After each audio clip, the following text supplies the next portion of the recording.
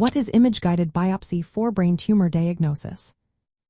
Imagine trying to find a tiny needle in a very complex maze inside the brain. That's what an image-guided biopsy helps doctors do.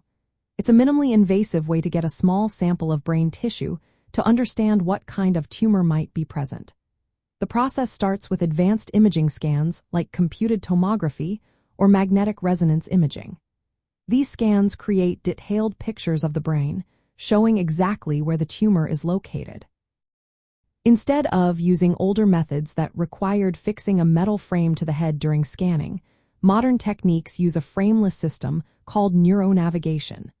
Before the procedure, the patient has scans taken without any frame. These images are uploaded into a computer system in the operating room. Markers or fiducials are placed on the scalp to help map the brain's anatomy. The computer then guides the surgeon, allowing precise steering of a thin needle toward the tumor while avoiding critical areas of the brain that control important functions. The surgeon makes a small opening in the skull, called a burr hole, just big enough for the needle. The needle is carefully inserted through this opening into the tumor. It collects small tissue samples without removing the entire tumor. These samples are then sent to a pathologist for analysis. During surgery, a quick examination called a frozen section can give preliminary results, and more detailed studies are done afterward. This process usually takes a few days to confirm the tumor type. This technique is especially helpful when tumors are deep inside the brain, located near sensitive areas, or when the patient isn't suitable for more invasive surgery.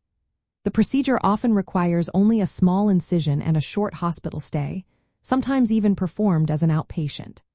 Because the imaging guidance is so precise, risks like bleeding, infection, or damage to surrounding brain tissue are minimized, although they can still occur.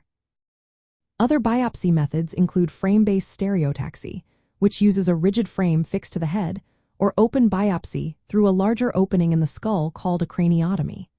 Neuroendoscopic biopsy is another option for lesions near the brain's ventricles. Overall, image-guided biopsy is a safe, effective way to get the information needed to diagnose brain tumors accurately. It helps doctors decide on the best treatment plan while protecting brain health.